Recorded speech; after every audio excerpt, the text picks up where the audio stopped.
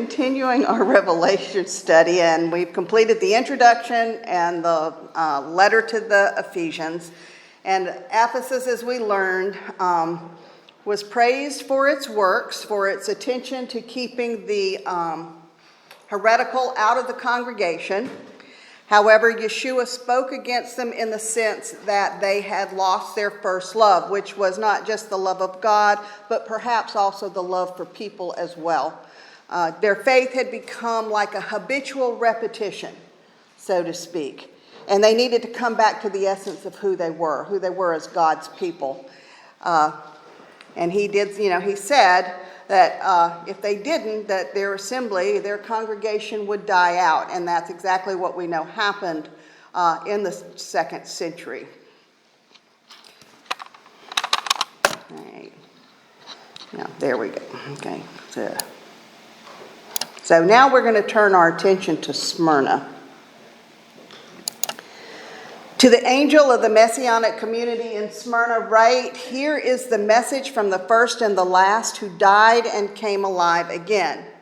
So here again we have Yeshua referring to himself as the first and the last, the Alpha, the Omega, the Aleph, and the Tav. Now in the first chapter, Yeshua is referred to as the firstborn from the dead. And here we have him describing himself as the one who died and came alive again. And there's a significance to that. It's very common in biblical literature for authors to choose words that establish a kind of local connection to the people who they're talking to. We see this in Paul's sermon to the Athenians when he is speaking, stands before the high council, and he states, men of Athens, I see how very religious you are in every way. For as I was walking around looking at your shrines, I even found an altar which had been inscribed to an unknown God. So the one whom you are already worshiping in ignorance, this is the one that I proclaim to you. And you find that in Acts 17. So we see him trying to establish this common ground in order to build a rapport that will make preaching the gospel easier to these people. So in this same way, Yeshua is using this wording, the first, the last, who died and came alive again, as a point of commonality, a local connection with the Smyrna congregation. So what kind of local connection would those words have? So we have to look at the history of Smyrna to establish that. In that thing that you have posted up there, it looks like Yeshua is giving the message to the angel of the church there, and that's his assignment, to teach the church whatever the next message is coming. He's got to teach them and show them the way that Yeshua wants them to be and not what they are. Right. But again, as we also said last week or week before last with Ephesus, this word angel can mean a human or an angelic being. Okay?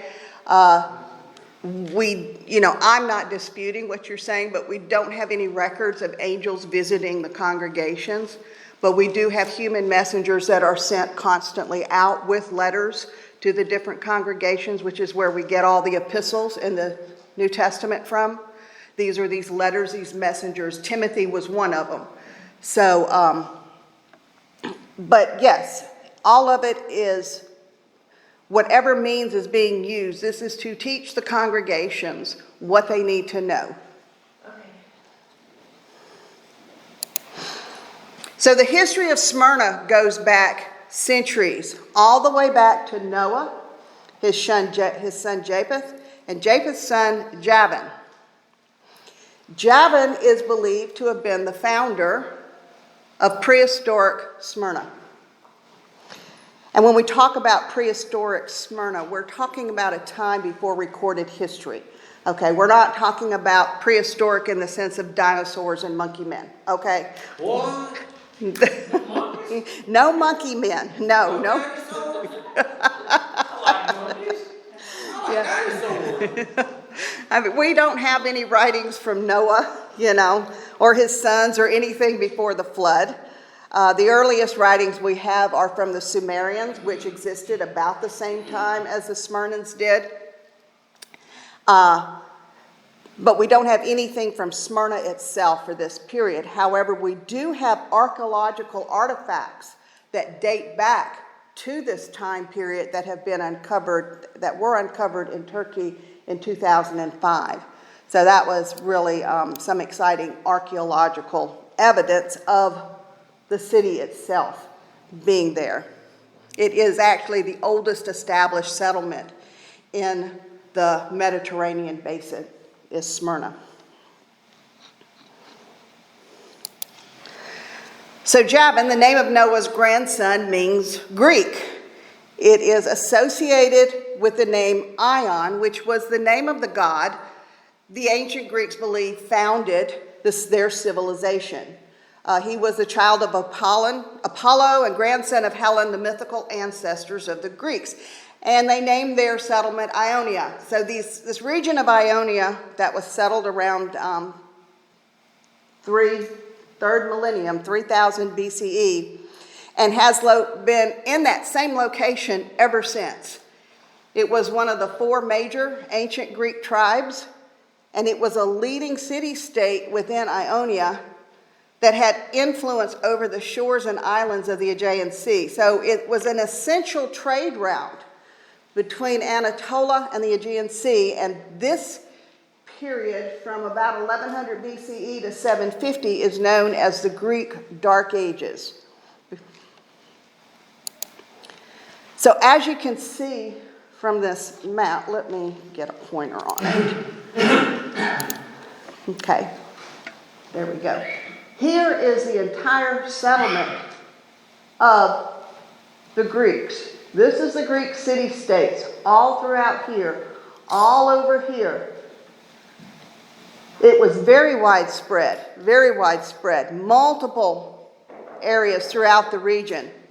Now the orange region here is the Spartan region, which, this is the area where the warrior society existed. They were infamous for their fighting styles, and unlike the other city-states, Sparta actually had a caste system and not a democracy. So that was a difference with Sparta. So if you've ever watched the movie The 300, it's a really good movie that depicts Sparta and the Persian Empire battles that were going on there. Where's Smyrna in this? Smyrna, that's where I'm fixing to get to, where that yellow is circled. Okay. Smyrna is right in here. Okay. Okay?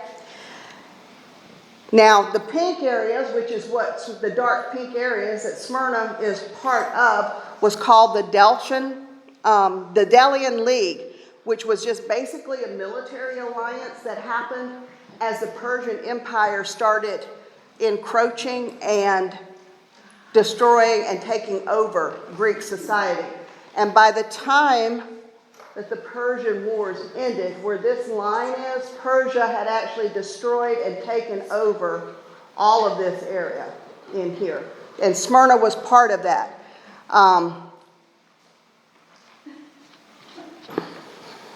Let me turn this off now. There we go. Okay. So the Ionians were known for beginning the scientific revolution in Miletus, Ionia, around the 6th century BCE.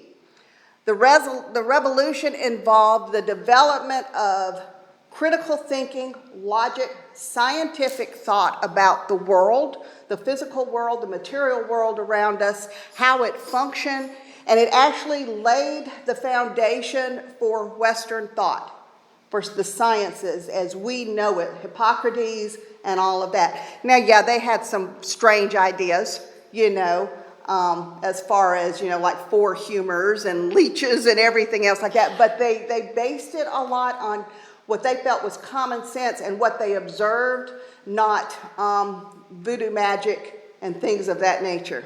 So the people of Greece also had a very big love of philosophy and art. They were the first to establish democracy. They also had a love for pleasure, and that involved a lot of different aspects that we won't actually get into, but I think y'all know what I'm talking about. Monkey business. Monkey business. Thank you very much. That's a good way to put it.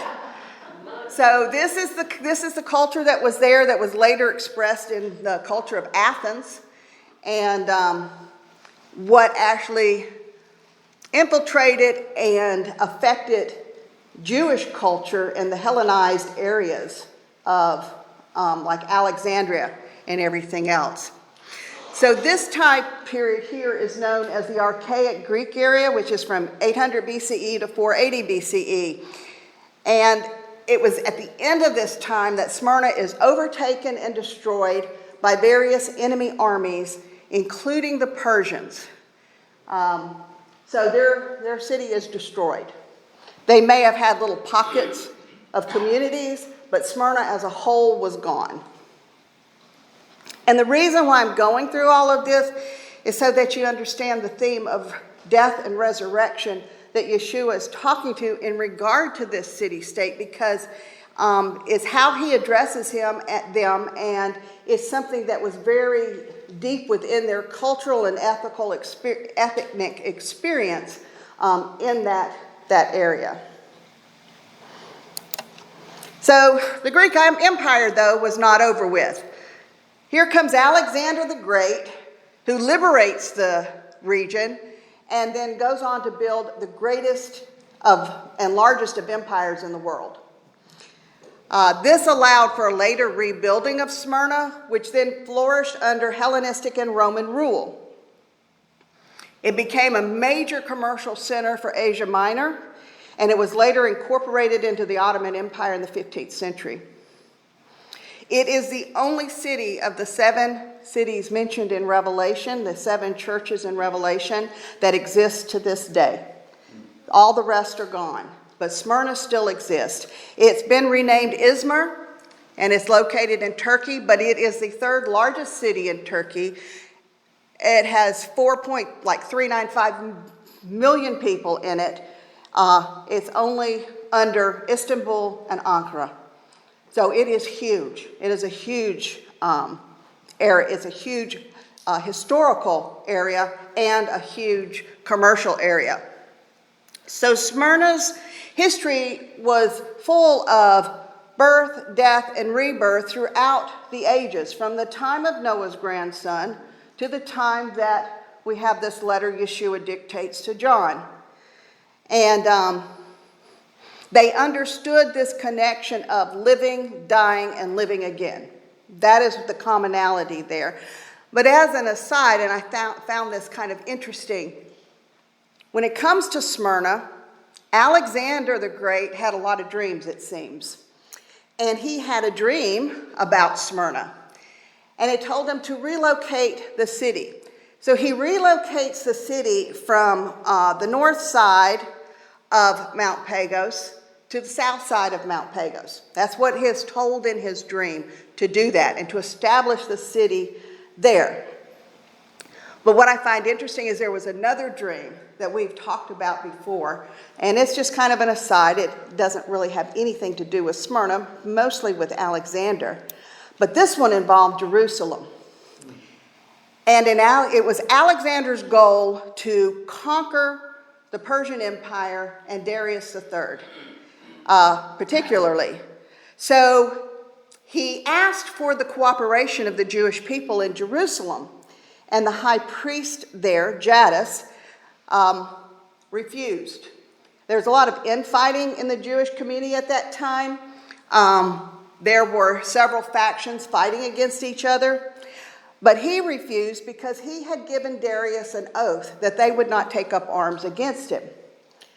Well, this absolutely infuriated Alexander, and he said, well, once I get through where I'm at right now, I'm going to go to Jerusalem and I'm going to take care of these people. Okay? They're not going to defy me. So Manasseh, who was another priest there, who opposed Jadis, he conspired with Alexander. And he wanted to split Israel in half, with him being the high priest in one side, presumably the half that Alexander wasn't going to massacre. He wanted to be the high priest. And this split is where actually the temple in Mount Gerizim and the Samaritans come from, is this infighting right here. This is where it got split, and like in the Samaritan woman with the temple there and the temple in Judah, that's where the two temples come from.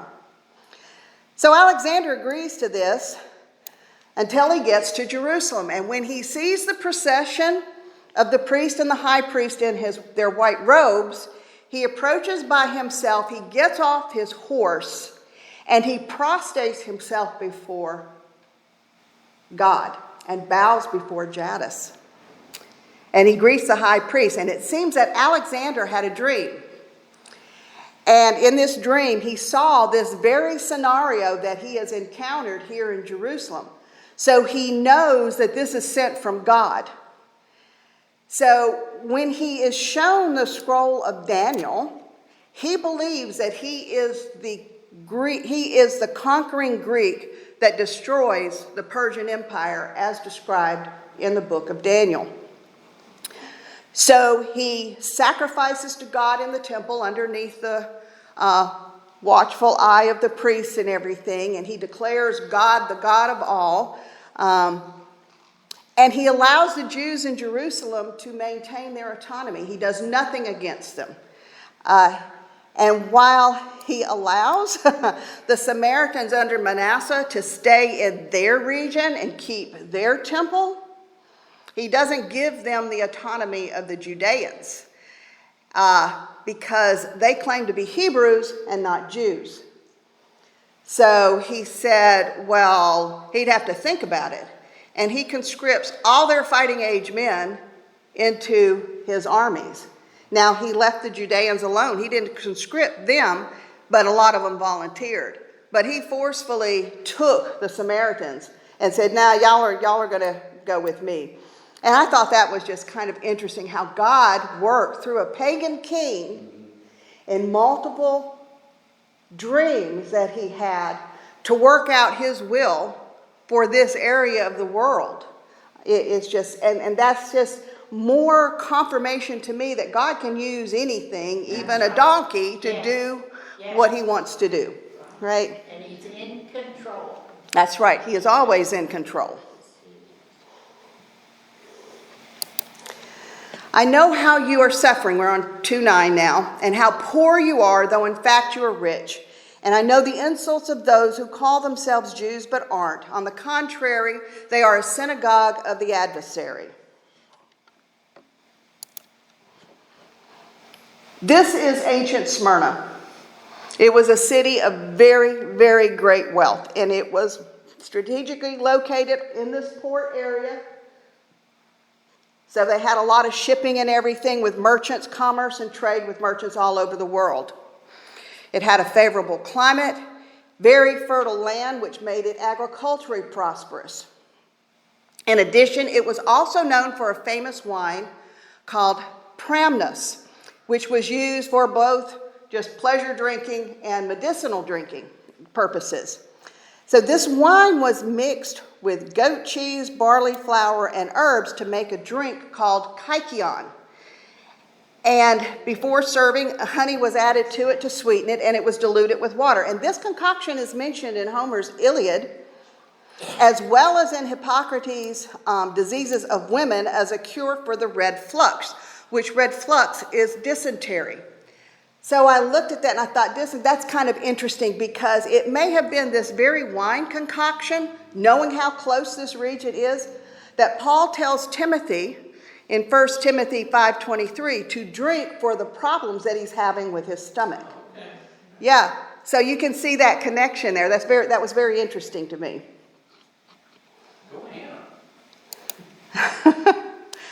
But in contrast to the overall population of Smyrna, the members of the Christian church there were poor. They were a very marginalized community. Yet Yeshua is encouraging them and telling them, understand that though they are poor by the world's standards, they are rich beyond measure. In Romans 8:16 through 18, we have this.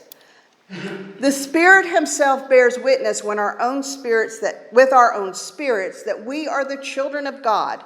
And if we are children, then we are also heirs, heirs of God and joint heirs with the Messiah, provided we are suffering with him in order to also be glorified with him. I don't think the sufferings we are going through now are even worth comparing with the glory that will be revealed in the future. So, an interesting note, the word Smyrna in Arabic comes from the Arabic word myrrh, which means bitter. Now, myrrh is a spice which has a sweet but also a bitter smell to it. And that's kind of like our walk with Yeshua.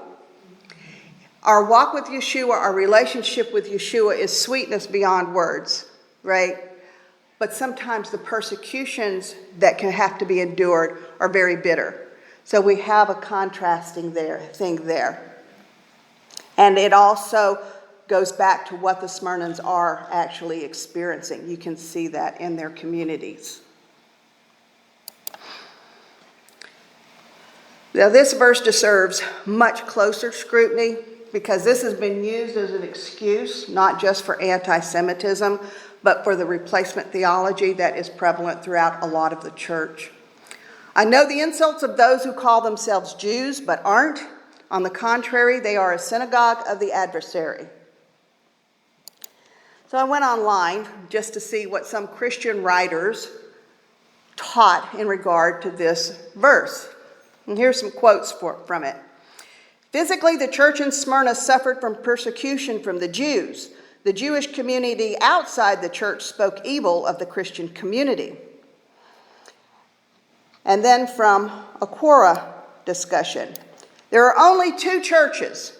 The group of humans who are living the fullness of the gospel of Christ taught in the Sermon on the Mount, known as the Church of the Lamb. And two, the group of humans who are living contrary to the fullness of the gospel, known as the Church of the Devil. There are none in between. A person belongs to one of the two churches, regardless of whether he or she claims allegiance to any man-made, organized religion.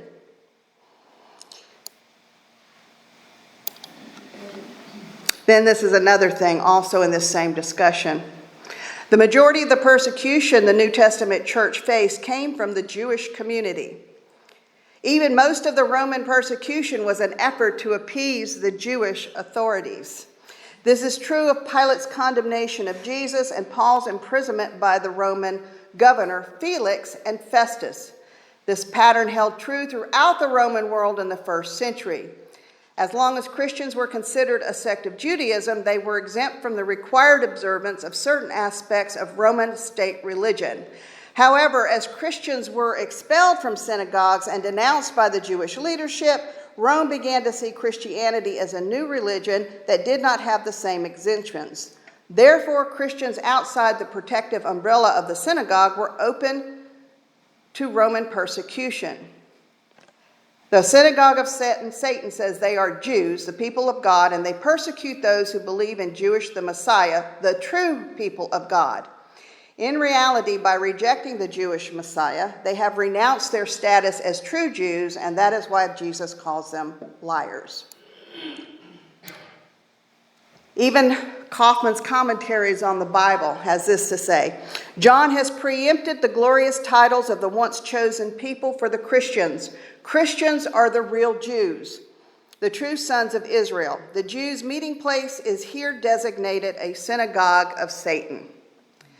So what we have here, what the problem is. Are they still persecuting the church, the Jews now to this day? The Jews today, there are a sect of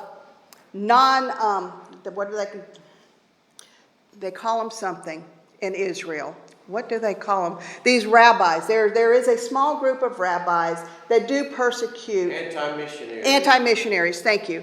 That do persecute Israeli Christians. Okay. But outside of Israel, it's the other way around. The Christians persecute the Jews. Yeah. So, there is that small little group. But on the whole, Israel itself does not persecute Israeli citizens that are Christians. Okay? Or even Jewish people who have become Messianic. But the problem we have here is that with all of these thoughts, there is a little bit of truth mixed in with a whole lot of misconception and even outright lies, okay?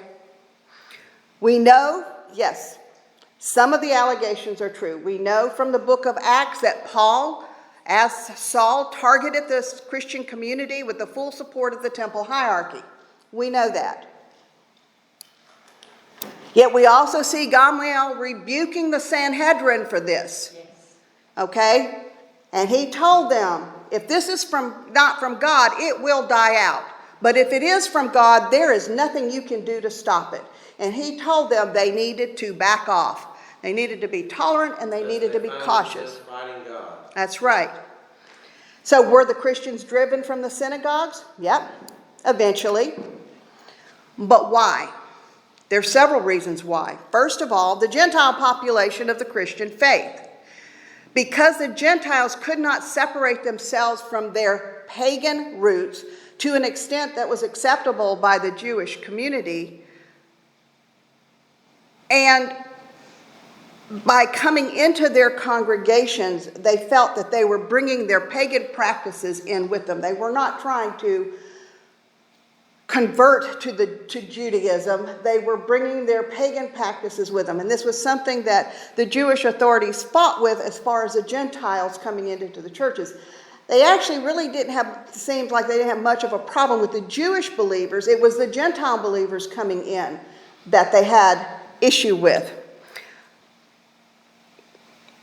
But not only that, if the Jews, by Roman reckoning, were going to openly proselytize Roman citizens, then their religion was no longer exclusionary.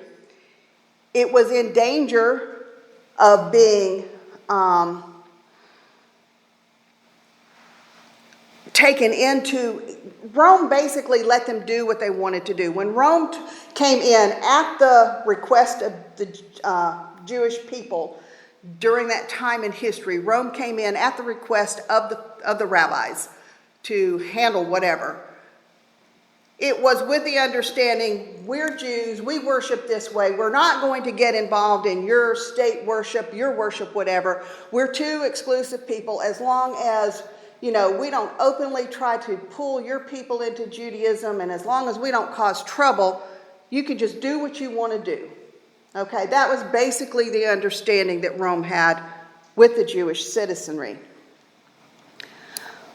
But because this Christian faith was actively proselytizing people, this was something that was dangerous for the Jewish community. Because now Judaism may not be seen as this set-apart faith that could be continued. Become a threat to the Roman Right, to the Roman culture. It was, you live your life, you practice you practice your faith, but don't you make trouble for us. We're having the same thing going on now. Mm-hmm. All it's kind of in reverse and then back again. In the early days,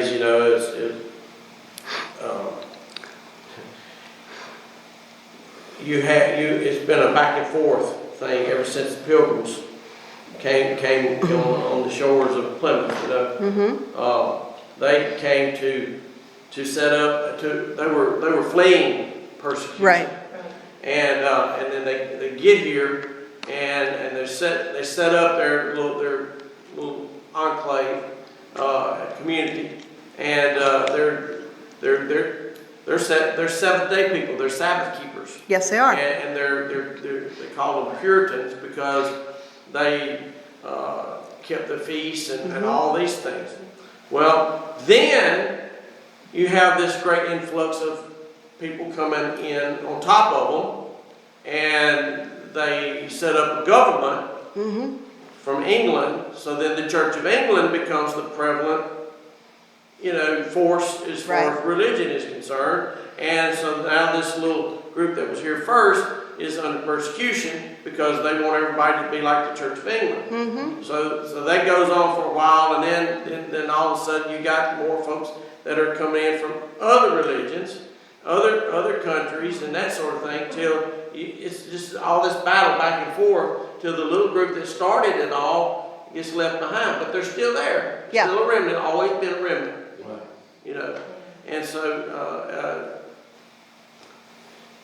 the back and forth and it's led to where we are today. Right. You know, you got the Democrat secular party and the Republican more religious party, but you got infighting amongst them because they're not all on the same faith. Right.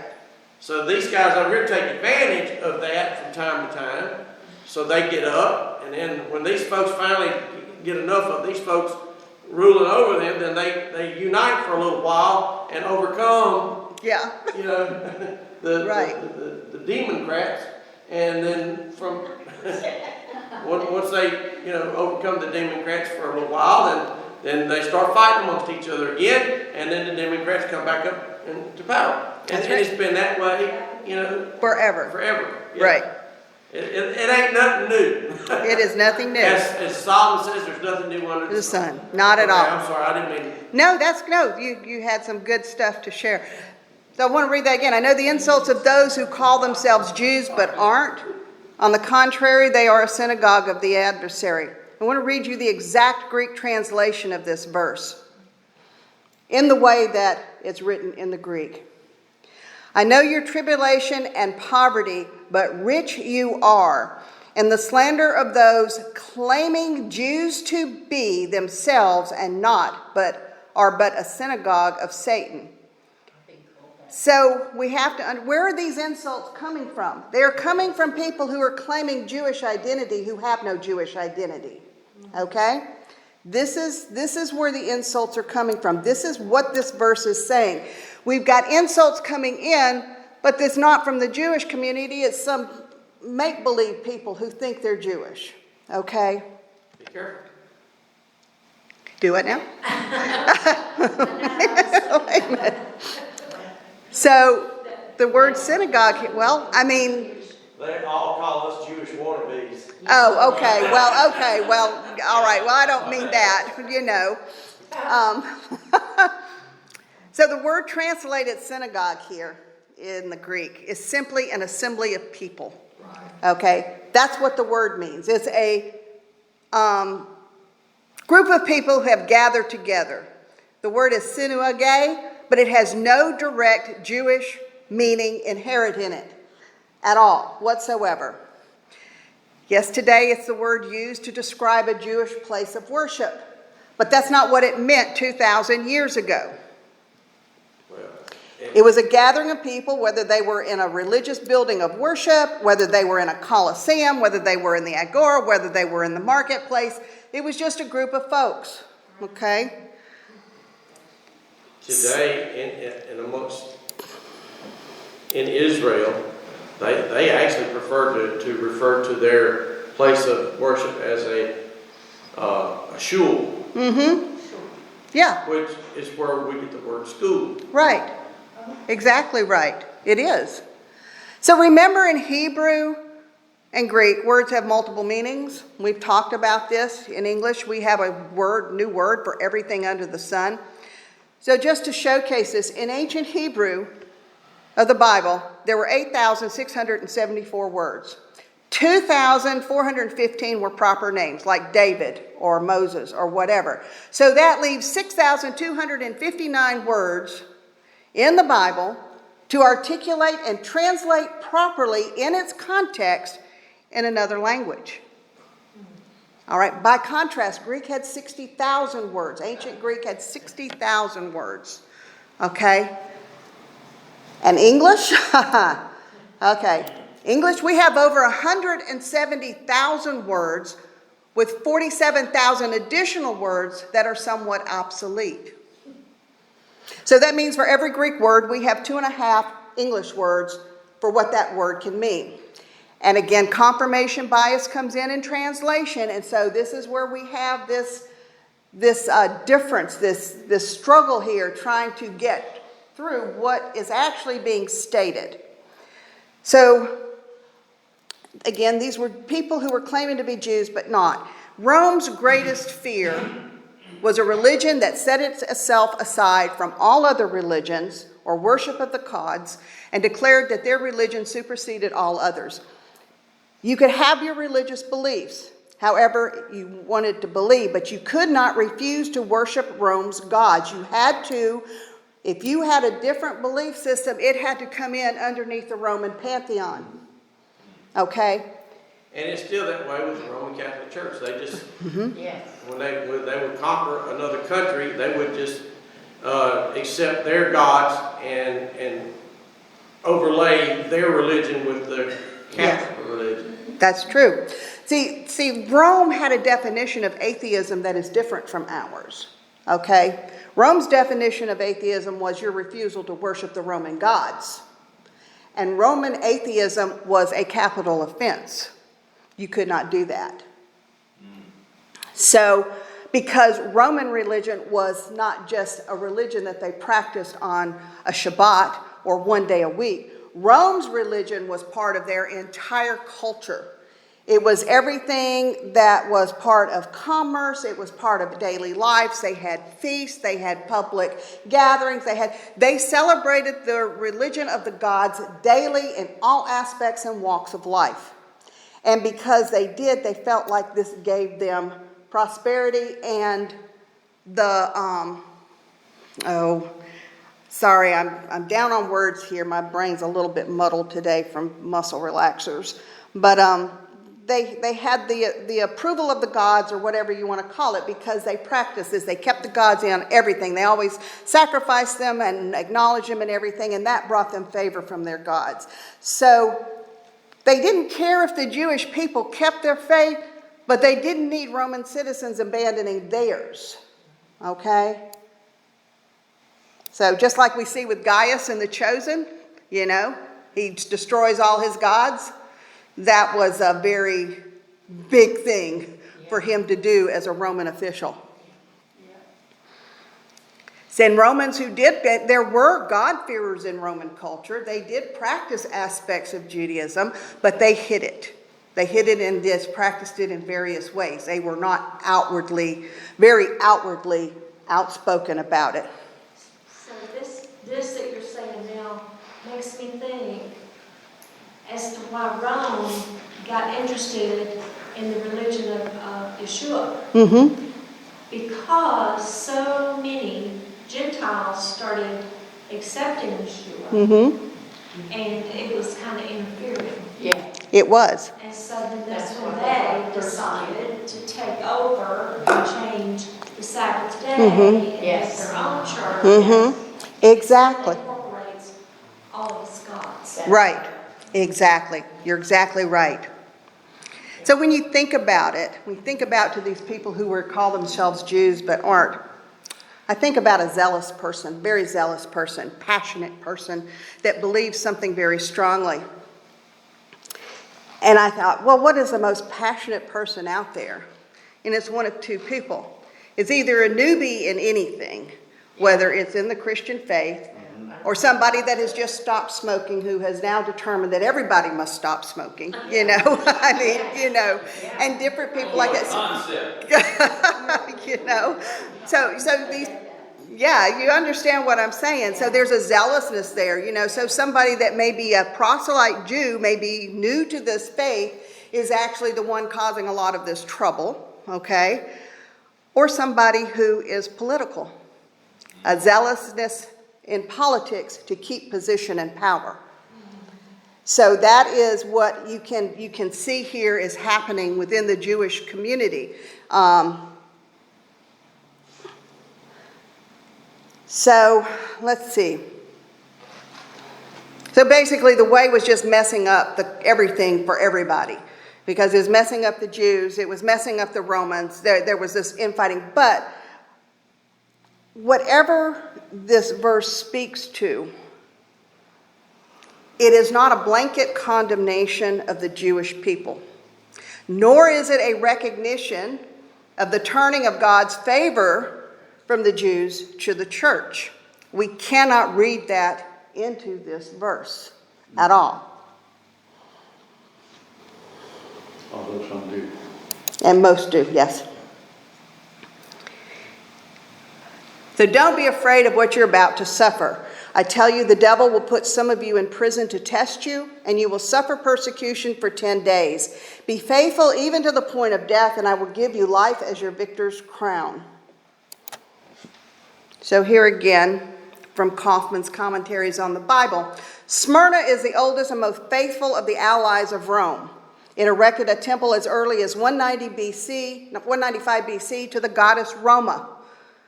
There were also temples to Cybele, as how they pronounced it, Zeus, and one of them even had an inscription honoring Nero as the savior of the whole human race. Okay.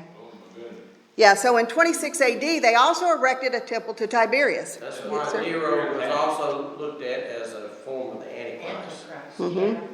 He was That was evil. a fear tactic. Do I now? That was a fear tactic. Yeah.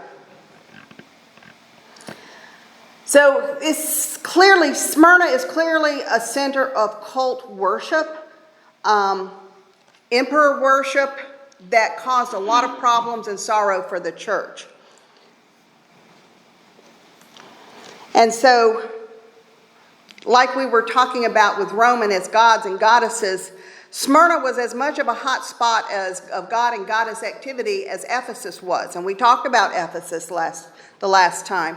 The Christian community threatened the favor of the gods. That's the word I was looking for. The favor of the gods. It threatens that. So they were punished for treason, various crimes that were concocted, illegal assembly, and for introducing an alien cult or religion that led to Roman apostasy or atheism.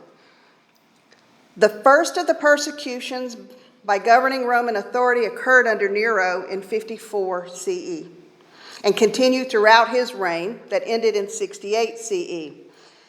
Okay, as we know, he blamed the burning of Rome that he initiated on the Christians and persecuted them for that and proceeded to use them as lights on crosses and sticks to light the city up. He would burn them alive.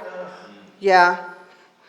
But Rome was not just against Christians, and this is something that we don't get in our modern day history. Rome was against any religious threat from any faith. There were periodic expulsions of astrologers. There were expulsions of philosophers, teachers of rhetoric, as well as people from an Isis cult or from the Druids. You know, all these people, they at times were very much persecuted by Rome. They received the same treatment as the Christians. But it was this exponential growth of Christianity that causes it to be singled out so much. And this is what Smyrna is feeling the effect of. So there were active persecutions in the Colosseums of Smyrna. They were fed to the animals. They're burned at the stakes. There's beheadings. There's imprisonments. Everything that you can think about. And then when the Christians try to go underground, they're even thought of even worse, because now they're thought of trying to avoid, seen as subversive and antisocial, trying to avoid government authority. And being subversive was just like being treasonous, atheistic. So religion, again, was this public event for the Romans. And it was different things throughout the year that everybody was supposed to participate in, and these Christians were just causing people not to. So one thing that I found interesting from Kaufman's commentaries is that even goes further to verify that Revelation is written during the time of Nero and not Domitian, is that there is actually not very many no evidence for a late date of Revelation, according to Kaufman, because most commentators said Nero never persecuted anybody. But then there's got all of this written reference that says, yes, he did, from Tacitus and from other different peoples, Clement, that they could not just turn a blind eye to, okay? So they've got all of this. So it's not to exaggerate that Nero persecuted the church horribly, and that these people that are saying that Revelation occurs in like 95 AD or, later after the destruction of the temple. They're actually taking their information from an already Domitian dominant worldview that they're reading into Revelation from scholars that, were writing it to begin with, and not because they're actually looking at the evidence. So I found that interesting that was just another thing that verified that, yes, Nero was the one who started all of these persecutions, and that John's Revelation was written during this time period before the temple destruction. So what did Yeshua mean when he said, the devil will put some of you in prison to test you and you will suffer persecution for 10 days? So here again, just like with the number of the beast, we find code and gematria being used. The number did not mean 10 literal days, obviously, because it couldn't have, because the persecution lasted for centuries, right? So the letter Yod represents the number 10 in Hebrew. And this is from the Hebrew from Christian site. John Parson comments that the Yod somewhat resembles a man in prayer, that the top part of it is like a crown that is given to one who is humbled before the Lord, and the bent shape suggests submission. 10 is a number marking shelemut, or completion and order in the Bible. That is what the number 10 means. It means completion. So Yeshua is basically saying, your persecution is going to last until it's completed. Much like he says the time of the Gentiles until they're completed. We don't know how long that is. Okay? So he's not saying 10 literal days here. Which, in this order of completion and stuff, he brings out some things that pertain to the number 10. So the base 10 is just basically a universal number. It's part of all the letters of the alphabet. Yod is part of all the letters of the alphabet as a component, and is part of all the numbers. We also know that Yod is a hand. Mm-hmm. And a hand has 10 fingers. Right. Oh, there you go. There you go. Yes. Perfect. So there were 10 things created on the first day and 10 things created on the end of the sixth day of creation, beginning and end. There were 10 generations from Adam to Noah, suggesting the godlessness of those generations were made complete at the time of Noah. Some of these things I like this one I'm not really sure about. He says there were 10 generations from Noah to Abraham, suggesting that the godliness of those generations were made complete. I don't know how godly they were, okay, but maybe it was made complete to the time that he appeared before Abraham to bring his people out, to make a promise that he was going to have a people for himself. And Abraham broke all the gods of his father. That's true. And maybe completed a cycle that God There was you trying to break. Very good. I like that. Yes. Yes. Basically 1,000 years. Mm-hmm. 10. Right. So, according to Midrash, there were 10 trials given to Abraham to demonstrate his merit as the father of the nations. There were 10 plagues issued through the Exodus from Egypt. God gave us 10 commandments. The 10th part shall be holy for the Lord, from Leviticus. We see all these numbers of 10 of completion. They're 10 days of awe, from Tishri 10, culminating in Yom Kippur, which occurs on the 10th day of Tishri. Tishri being the 10th month, I believe. 10 men are required for a minyan, or complete quorum, needed for Jewish corporate prayer. According to Jewish mysticism, there are 10 forces of the tree of life, called Sephirot, that depict the metaphysical working of God in the universe. And the Talmud states that God used the letter He to create the present world and Yod to create the world to come. So whether you believe all that stuff or not, 10 is metaphorical in Jewish thought, and it means much more than just 10 of anything. It doesn't mean a completion of something. I love the Hebrew language. I do too.